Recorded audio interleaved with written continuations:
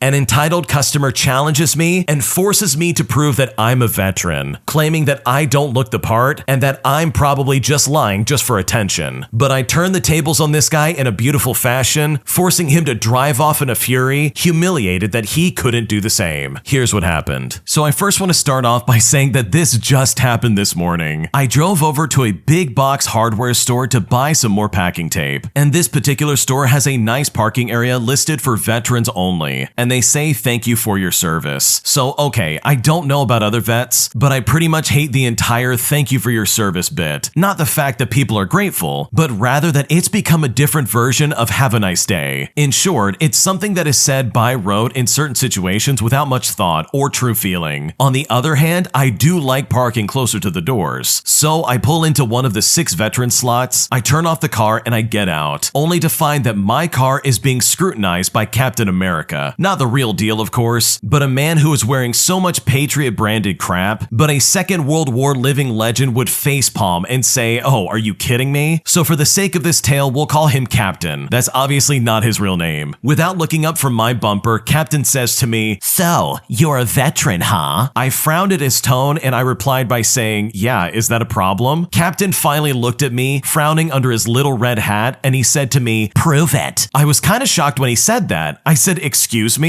He said, "I said, prove it, pal." He then turned and gestured at a jacked up pickup. I didn't notice it when I parked, and I don't know how. Possibly it was my brain refusing to believe what my eyes were seeing. It was covered in stickers and mottos and had a flagpole in the bed, flying an oversized flag. He then says to me, "That's the ride of a veteran. You don't even have a bumper sticker or a single American flag. So prove to me that you're a veteran." I simply just looked at him, I shook my head, and I said, "No. Anything else?" He sneered and walked away, pulling out a phone. I watched him walk up to a guy standing outside of the store and get into what seemed like a heated discussion. I waited to see if anything would come of it and then shrugged and started for the entrance. However, the guy he had been yelling at called me over. He introduced himself as the manager of the store and explained to me, "Excuse me, sir, but this gentleman is of the opinion that you are taking advantage of our veteran parking. I'm sorry, but can you possibly prove that you served in the military, please?" And when he said this, I was honestly blown away. I couldn't believe what I was hearing, and I couldn't believe that they were seriously trying to make me prove that I was a veteran. So I thought about it for a moment, but he looked hazard and did ask me to prove it with a please at the end of it. So I smiled and pulled out my retired ID. I said to them, "I served about 2 decades ago and I medically retired. Is that good enough for you?" The manager thankfully apologized, but at that point I was ready for revenge. So I said to them, "Okay, what about this guy?" Captain then looked at me and said, "What?" He looked absolutely astonished. I said to him, "Well, you insisted that I prove I'm a veteran. How about yourself? Do you have anything else other than your terrible sense of personal taste to prove that you served?" He complained that he served 2 tours in the sandbox, and I did expect him to carry his 214 on him, so I interrupted and pointed out that he seemed to expect that of me, so he either needs to put up or shut up. When he couldn't provide a VA card, the manager insisted that he move his America-mobile out of the veterans parking lot simply out of fairness. Instead, Captain roared off in a self-righteous cloud of patriotic diesel smoke and promises to get all the local veterans to boycott this store. Now, the manager didn't seem to worry when he heard this, but I gave him my name and number in case Captain decided to complain to corporate, and in return, he was nice enough to give me a discount on my packing tape. This is honestly the best way this could have ended. First off, just because you don't have all this weird stuff on your car doesn't mean that you didn't serve in the military. Like, that's ridiculous. And it's honestly mind-blowing that this guy would be like, "You need to prove that you are a veteran." Like, no, he doesn't. What are you talking about? Does this guy just sit in this parking lot and monitor who drives up and determine who is and isn't a veteran based on their car? The captain of this story sounds absolutely obnoxious, and it's honestly incredibly ironic the second the tables were turned. Yes, the original poster, they were able to prove outright that they were a veteran, and they had the card to prove it. But when the tables were turned, this entitled guy didn't have anything to stand on. All he had were the stupid bumper stickers that he had, as well as all these flags and trinkets basically screaming that he probably has stolen valor. And that, in my opinion, is so disgusting. So hopefully this guy never comes back, because based on the way this guy was acting, he absolutely deserved to get called out and made to look like a fool. If you like Am I the Jerk, you're probably going to love Am I the Genius. Check it out, link down below in the description. An entitled customer mocks my other customer and makes fun of him because of his autism, and I'm now now left thinking that I didn't handle that situation correctly, and I could have done more to protect this customer, and at this point, I'm not really sure what to do. So I work at a popular soul food chain in the southeast part of the United States. For starters, I have autism, and I am high functioning. I have been working as a waiter for about 3 years to help myself with social interactions, as well as being able to get over overstimulating environments. Today, I was nearing the end of my shift, and I had about 3 tables eating, and they didn't need anything from me. A man about in his mid-30s is seated in my section, so I go up to him and I greet him. I introduce myself, and the first thing he does is ramble to me about the sirloin steaks and the proper way to cook them and so on. This then goes on for several minutes. I patiently listened as my other tables were happy. He goes on to explain that every time he comes to the restaurant that I work at, they always seem to mess up his steak. Now, usually when someone says this to me, it comes off as malicious towards me and the other staff. But this was not the case for this guy. He just explained how he wanted the steak done and even showed me pictures. I went to the back and I placed his order and went about my shift. Approximately 10 minutes later, his plate is ready. I take one look at the steak and I see that it is completely overdone. I cringe because this guy was very adamant about his steak, but I decided to bring it out anyways and just let him see it. I put it down in front of him and I ask if it's still acceptable or if he would like it remade, and I say this calmly to him. He looked at it and I watched as he started to panic. He wasn't angry, definitely frustrated, but not angry. I told him that I was sorry about the steak and I could get it remade if he wanted. He looked up at me on the verge of tears and said he didn't want to waste the steak and he wished that the kitchen had just made his steak properly. Now, I'm used to the angry guests that regularly come in, but this was different. I knew this wasn't just about the steak. I reassured him that no one was angry with him and that it was no problem to get him a replacement. Throughout my efforts to calm him down, I noticed a man from one of the other tables really getting a kick out of this guy, laughing and loudly talking about him and such, and this didn't help the situation at all. I managed to calm him down enough to then leave and get him a new steak. When I brought it back, he was incredibly happy with it. I debated on doing this, but I decided to ask if he was doing okay. He got quiet and then he kind of mumbled that, well, I'm autistic. I'm sorry, I always do this. And that's when it all clicked for me. After that, him and I discussed life with autism together, and his demeanor completely changed. He happily told me all that he could about steaks, as well as his other special interests. I was happy to listen, as I could tell this guy didn't get to talk about this to many people. All the while, the guy at my other table was still talking loudly about this guy. Even though I was trying my best to keep my attention to this guy, my blood honestly started to boil. Eventually, the man being disrespectful got up and leave. He shouted out to me saying good luck and then walked away laughing. I don't really know what I'm looking for in this post, but I honestly want to know, did I handle this properly? Should I have said something to this ignorant jerk? I'm honestly not sure what I should have done differently. Honestly, it sounds like you handled this situation really well. You had a customer who had specific sets of needs and you attended to them really well. Like you really were taking care of him and making sure he was feeling comfortable. And that, in my opinion, is the mark of a really good server. It shows that you care about the customers. You want them to be happy, you want them to have a good experience, and more importantly, specific to your industry, you wanted him to have the right food. You very easily could have ignored him and said, you know what, I just don't want to do this. This is not worth my time, it's not worth my energy. I really don't want to deal with having this steak in the specific way this guy wants. And sure, you could have dismissed him and said, sorry, not much I can do about it. But you didn't. You understood where he was coming from and you were just trying to help him out. If anything, the guy at the other table is the absolute jerk here. He was being super rude. He was talking badly about this guy, he was treating him poorly, and I'm surprised that you didn't say anything. But in that same vein of thought, talking to that guy and getting in some kind of confrontation probably would have been very upsetting to this other guy. He seemed like he had a very specific need and he wanted things done a specific way. So I think you catered to this guy's needs perfectly, and I honestly don't think you have anything that you should regret. My sister-in-law is constantly being passive-aggressive towards me while also making jabs at every little thing that I say, and at this point, I seriously don't know what to do. So my sister-in-law is constantly making underhanded jabs at me, and I'm not sure how to deal with it. Her and my brother have been married for about 4 years now, and they have a 2.5-year-old and another one on the way. Before the baby was born, I wasn't that close to her or my brother. We saw each other on the holidays, but they favor their other families, and I understand that. After the baby was born, I made a real effort to be close to my niece. I took over helping watch her for a few times a week after my sister-in-law went back to work. My niece really adores me because of all the time we spent together when she was small, and I did my best to better my relationship with my brother and sister-in-law, especially for my niece's sake. However, pretty much any time I'm around my sister-in-law, She says something snarky to me or belittles something I say. For example, just today, my niece was pointing at a picture of some donkeys and calling them cows instead of donkeys. We all gently corrected her, but she was insistent. I jokingly said, "All right, you've convinced me they're cows." And my sister-in-law quickly said, "God, you're such a pushover." Another time she told me I was the type of girl that grandmas would love, and it wasn't in a nice context. She is always making these weird jabs at me, and I don't understand why. It's actually making me feel bad, and I always feel uncomfortable after spending time with her. I don't call her out for my niece's sake, but I'm beginning to think I need to handle it much differently. Where is this animosity coming from? Why does she treat me like that? I have really tried to be kind to her, and I'm never rude to her or anything like that. So I'm truly lost as to why she's acting like that, and I seriously don't know what to do. It really sounds like your sister-in-law is incredibly toxic, and she's either being a bully just for the sake of being a bully, or she's incredibly jealous of you. And your sister-in-law is being the type of person where if you did call her out, she would be like, "Oh my gosh, I'm joking. Wow, you're so sensitive." Like anything you say is going to be twisted against you, and that is really not okay. There's a difference between telling a joke and then just treating someone like garbage and trying to hide it like a joke. And in my opinion, if both parties aren't laughing at something someone else said, then guess what? It's not a joke. They really mean that. But in that same vein of thought, you know what? Eventually enough has to be enough. Like, how long are you going to put up with these comments? In my opinion, if I was in your shoes, I would be calling her out. Like, whether that's in public or private. You can try the whole private aspect of this first. You can say, "Hey, let's talk real quick," and pull her in a separate room, and then just hash it out like adults. Say to her, "Listen, I don't like you talking to me like that. You really need to stop making these subtle jabs at me, and it seems like you're always ready to dogpile on me anytime I say something you don't like." Which, by the way, is a terrible thing to do to somebody. You don't deserve to be treated like that, and you don't deserve to be talked to like that. That's unacceptable, and honestly, you should not put up with that. There is another side of this where you could just play dumb and make her explain what she's saying, because that will definitely catch her in her words and probably show exactly how stupid she really is acting. So all in all, it sounds like this lady is either jealous, insecure, or is just a straight up jerk. And in one way or another, it really is time to say something and put a stop to this once and for all. My manager is trying to ruin my life at the company I work at after we had a falling out, and at this point, I seriously don't know what to do. So my manager and I were acquaintances at a previous company a few years back. Then eventually, he was hired at my current company. He started off working the same position as me, but the position was more of a filler role, and it was known that he would eventually be promoted to manager. And to top it all off, I was the one who trained him. We got along well, and he was a lot nicer than I remembered him. He wanted constant reassurance that he and I had good rapport. He wanted to know me as a person, and I appreciated that. However, I encouraged him to get to know our colleagues of the same title, especially since he and another colleague had a mutual friend. I also told him on multiple occasions that I keep work friends and non-work friends separate. Regardless, he always gravitated to me, and I figured it was just because he was familiar with me. One time, I mentioned having to find a parking spot during an anticipated snowstorm, and this was all in our work chat. It was his day off, but he saw the message and immediately called me to offer to pick me up from my parking spot and drop me off at my home. Then he offered to pick me up the next morning and take me to my parking spot. Even though we live in the same town, I simply refused. Yet he insisted that he wanted to do it to show his appreciation for me as my manager. I still declined, but later on he offered to carpool me with his wife's SUV, but I said no thank you, and the next day he took his own car instead of the SUV. He would often ask me to meet with him, but he wanted it to be in person. With other colleagues, however, he would just message or call them for any request. If I couldn't do an in-person meeting, he would just wait. He has never asked other colleagues to meet with him in private specifically. He would make time for me or buy snacks that I liked, but not with my other colleagues. He would cancel entire meetings with our colleagues if I couldn't make it. He often called me on my days off or even on his days off to talk about things that could wait until my scheduled shift and sent me non-work related videos. In fact, other colleagues felt a lack of respect from him. When he and I got into a work-related conflict, I blocked him from contacting my personal number, and that set him off to try and dismiss me and try to push me out of the department. I told HR that he may have crossed boundaries between a manager and a subordinate, but HR actually defended him, saying he thought that we were friends because we worked together. If he was trying to meet me outside of work, it would be another story. Again, he never treated my other colleagues the way he treated me, and he only attempted to get to know other colleagues after our conflict. For instance, instance, he went for drinks with a colleague I'm close to. My manager attempted to get on his good side, but it didn't work out, and my colleague shut him down when he tried to talk about me. This colleague also warned me about the dark side of him after that night. How can I possibly fix this situation? What should I do? Your manager is seriously crossing some professional boundaries. Like, honestly, this guy is really being toxic, and it doesn't help that HR is defending his weird actions. Like, it seriously sounds like he really likes you or something, and he's being very strange and sketchy and trying to drag you into these private meetings. I mean, personally, I would not be okay with that, and I would tell this guy to just back off. Like, clearly he liked you and you offended him, so now he's doing everything he can to try and ruin your experience at work, and that is not okay, and it's also not allowed. This kind of behavior could easily be seen as retaliation of some kind, and that is something that corporate absolutely needs to hear, because clearly HR is completely useless in this situation. They're defending some guy who's being an absolute weirdo to you, and you don't deserve that in the slightest. And the original poster actually goes on to say that they sent an email to corporate and they're waiting to hear back. So hopefully that conversation with corporate goes well, because these kinds of actions and the way your manager is acting is super out of line, and you do not deserve this in the slightest. I found out that my boyfriend makes nearly $1 million a year, and I can't help but feel super jealous, and at this point I don't know what to do. So I've been seeing this guy for about a month and a half, and we hit it off really well. We grew up in the same area despite living abroad, so we connected in a great way. He's really nice to me, and I love spending time with him. I go over to his place a lot, and I could see myself wanting to take things further with him. I noticed right off the bat that he was well off. He lives in a beautiful high-rise condo above the city, which would cost a fortune, and he mentioned offhand how he owns multiple properties as well as travels frequently. I figured he just came from a privileged background, which he does, but what really made me feel sick with envy was when I asked what he earns at his job. Some background is that we both work in finance. I work in investment banking, and he works as a derivative trader. My personal workload is horrendous, and I usually pull 70 to 80 hours a week, including weekends, and I make around $100,000 a year, which really does not feel like a lot of money in our city. I asked him what he earns while out for drinks, and he said he cleared about $1 million